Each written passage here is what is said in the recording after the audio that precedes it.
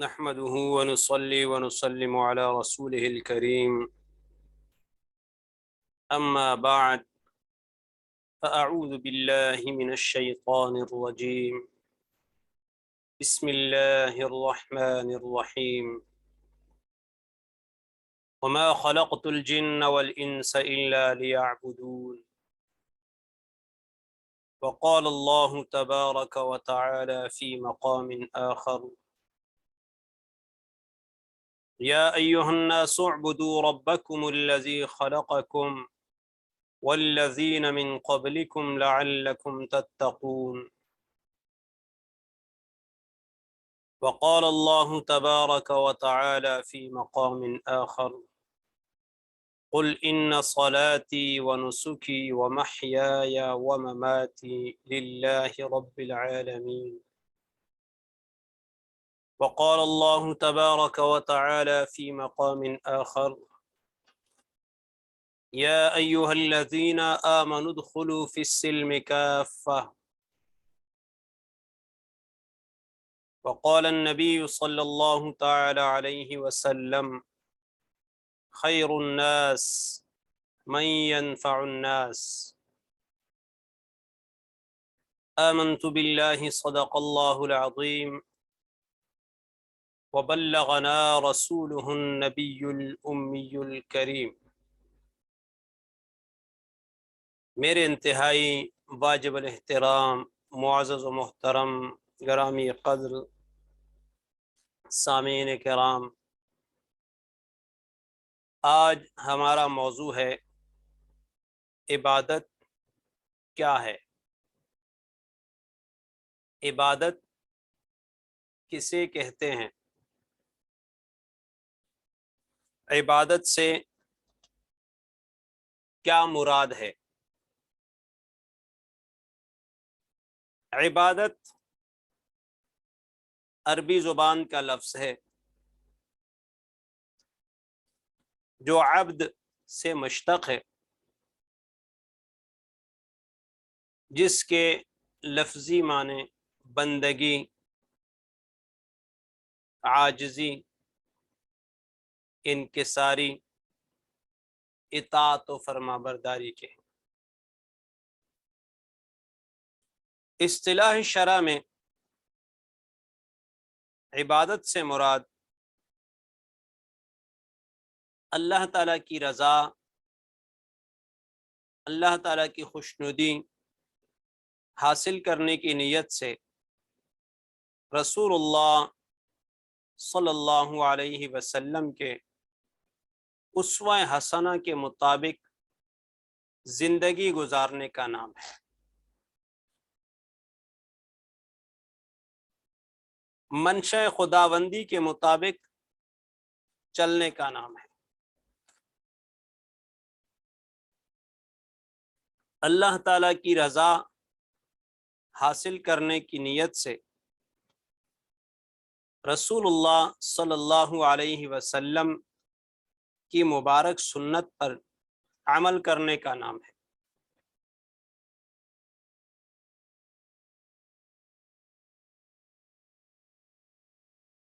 تو عبادت صرف نماز کا نام نہیں، عبادت صرف روزے کا نام نہیں، عبادت صرف حج اور زکوٰۃ کا نام نہیں، جیسے آج ہمارے معاشرے میں مشہور ہے کہ جیسے ہی عبادت کا لفظ بولا گیا تو فوراً ذہن نماز، روزہ، زکوٰۃ یا حج کی طرف جائے گا، جبکہ ایسا نہیں ہے۔ عبادت اپنے شب و روز، لیل و نہار، دن رات رب تعالیٰ کی مرضی کے مطابق گزارنے کا نام ہے۔ اللہ تعالیٰ ہم سے جو چاہ رہے ہیں، جن چیزوں کا حکم کیا گیا ہے، ان کو اپنانے کا نام ہے، اور جن سے منع کیا گیا ہے ان سے رک جانے کا نام عبادت ہے۔ آپ کے سامنے آیت تلاوت کی گئی، وما خلقت الجن والانس الا لیعبدون، جس میں رب تعالیٰ کا فرمان گرامی ہے کہ ہم نے جن و انس کو اپنی عبادت کے لیے پیدا فرمایا۔ تو معلوم یہ ہوا کہ جنات اور انسانوں کا اس دنیا میں آنے کا مقصد اللہ تعالیٰ کی عبادت کرنا ہے۔ دوسری آیت میں ہے یا ایھا الناس، اے لوگو، عام انسانوں کو خطاب ہے، صرف مومنین کو خاص نہیں کیا گیا۔ اعبدوا ربکم، اپنے رب کی عبادت کرو۔ آگے رب کا تعارف سامنے رکھ دیا، الذی خلقکم، وہ ذات جس نے تمہیں پیدا کیا، والذین من قبلکم، وہ ذات جس نے تم سے پہلے لوگوں کو پیدا کیا، لعلکم تتقون، تاکہ تم بچ سکو۔ تو عبادت کا حکم دیا گیا اس آیت مبارکہ میں کہ اس رب کی عبادت کرو جس نے تمہیں اور تم سے پہلے لوگوں کو پیدا کیا، اور عبادت کا مقصد سامنے رکھ دیا، تقوی، پرہیزگاری۔ سورہ انعام میں ارشاد ربانی ہے، قل ان صلاتی ونسکی ومحیای ومماتی للہ رب العالمین،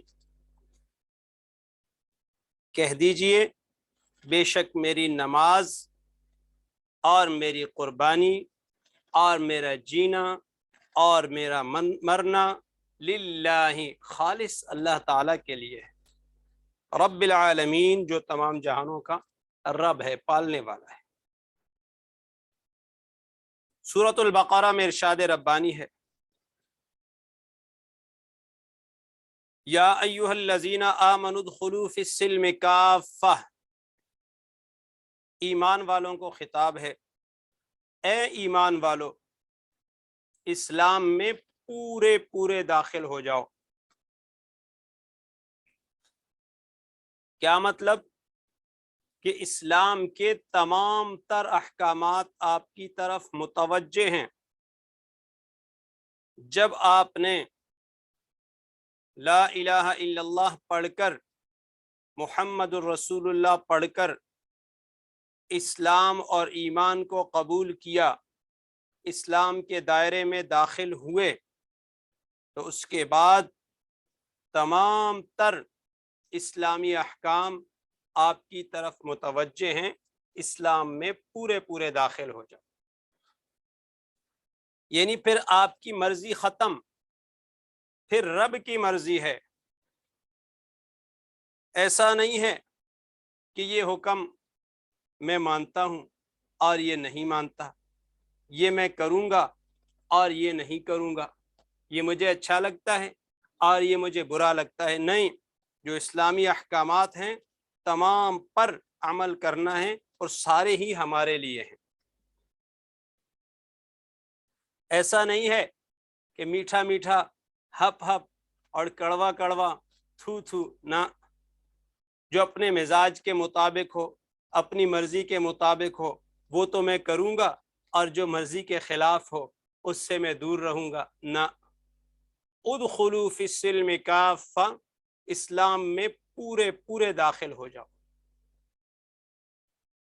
رسول اللہ صلی اللہ علیہ وسلم فرماتے ہیں، خیر الناس من ينفع الناس، لوگوں میں سے سب سے بہتر وہ ہے جو دوسرے لوگوں کو فائدہ پہنچائے۔ تو عبادت صرف نماز، روزہ، زکوٰۃ، حج کا نام نہیں ہے۔ عبادت ہر کام جس کا رب تعالیٰ نے حکم دیا اللہ کی مرضی کے مطابق کرنے کا نام ہے۔ رسول اللہ صلی اللہ علیہ وسلم کے طریقے پر چلنے کا نام ہے، دوسروں کے کام آنا، دوسروں کی مدد کرنا، چھوٹوں کے سر پر دست شفقت رکھنا، بڑوں کا احترام کرنا، صدقات و خیرات دینا، مالی معاونت کرنا، کسی کو تعلیم دینا، مخلوق خدا کے کام آنا، یہ ساری چیزیں عبادت میں داخل ہیں۔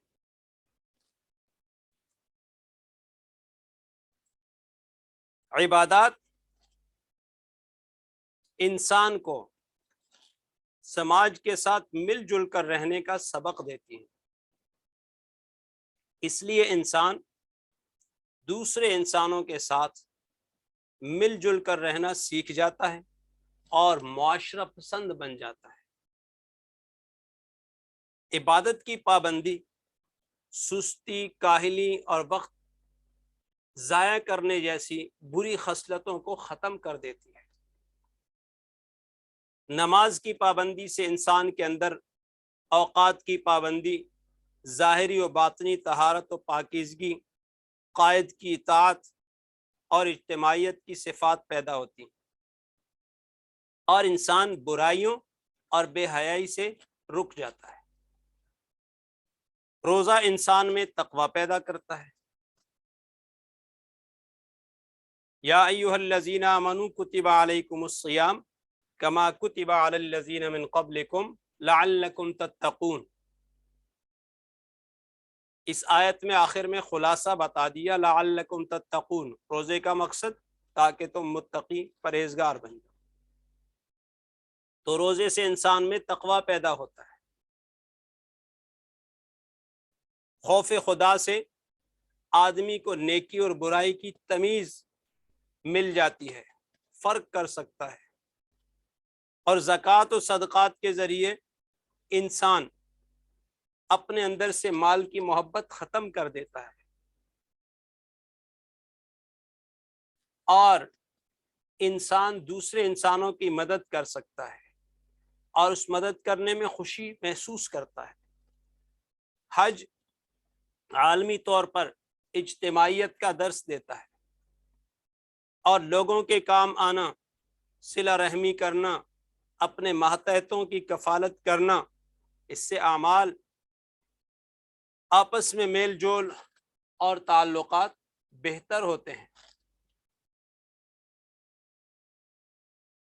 عبادت کے یہ تمام ثمرات ہمیں کب ملیں گے؟ انما الاعمال بالنیات، اعمال کا دار و مدار نیتوں پر ہے۔ جب ہماری نیت خالص ہوگی، کلام اللہ میں ہے، قل اللہ اعبد مخلصا لہ دینی، قل انی امرت ان اعبد اللہ مخلصا لہ الدین۔ اخلاص، کہ ہمارا کام، ہماری عبادت، ہمارا ہر عمل، دوسروں کے کام آنا، دوسروں کی مدد کرنا، یہ خالص اللہ تعالیٰ کے لیے ہو، جب اس کا ہمیں فائدہ ہوگا۔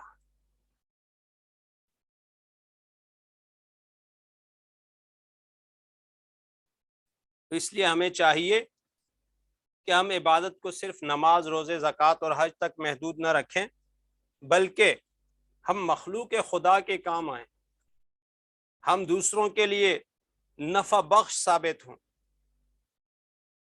یہ سارے کام عبادت میں داخل ہیں۔ دوسروں کے کام آنا، سردی کا موسم ہے، دوسروں کو گرم کپڑے دے دینا، کسی کو کپڑے پہنا، کسی کو کھانا کھلانا، یہ سب عبادت میں شامل ہے۔ ہم اپنے پڑوس میں، اپنے معاشرے میں نظر رکھیں، جہاں ہمیں نظر آئے کیسے مستحقین ہیں، ہم وہاں تک پہنچیں اور وہاں اپنی خدمات پیش کریں، یہ بھی عبادت ہے۔ تو اس لیے عبادت کا مفہوم انتہائی وسیع ہے، اس مفہوم کو اسی وسعت کے اندر رکھتے ہوئے ہمیں عبادات کرنی چاہیے۔ ہمیں اپنا شب و روز، لیل و نہار، دن و رات اللہ تعالیٰ کی مرضی و رضا کے مطابق، رسول اللہ صلی اللہ علیہ وسلم کی سنت کے مطابق گزارنا چاہیے۔ ہمارا سونا، ہمارا کھانا، ہمارا پینا، ہمارا اٹھنا، ہمارا بیٹھنا سنت کے مطابق ہے، یہ عبادت ہے۔ ہم کھا رہے ہیں، پی رہے ہیں، سو رہے ہیں اپنے لیے، لیکن چونکہ رسول اللہ صلی اللہ علیہ وسلم کی سنت کے مطابق ہے تو یہ عبادت ہے۔ اس لیے ہم اپنے تمام اعمال رسول اللہ صلی اللہ علیہ وسلم کی سنت کے مطابق کر دیں، تاکہ ہمارا ہر عمل، ہر لمحہ، ہر گھڑی عبادت بن جائے۔ رسول اللہ صلی اللہ علیہ وسلم کا ارشاد گرامی ہے، لا یؤمن احدکم حتی یکون ہواہ تبعا لما جئت بہ، تم میں سے اس وقت تک کوئی کامل مومن نہیں ہو سکتا جب تک وہ اپنی خواہشات اس کے تابع نہ کر دے جو میں لایا ہوں، یعنی رسول اللہ صلی اللہ علیہ وسلم کے لائے ہوئے دین اسلام کے تابع نہ کر دے، اس وقت تک کوئی کامل مومن نہیں ہو سکتا۔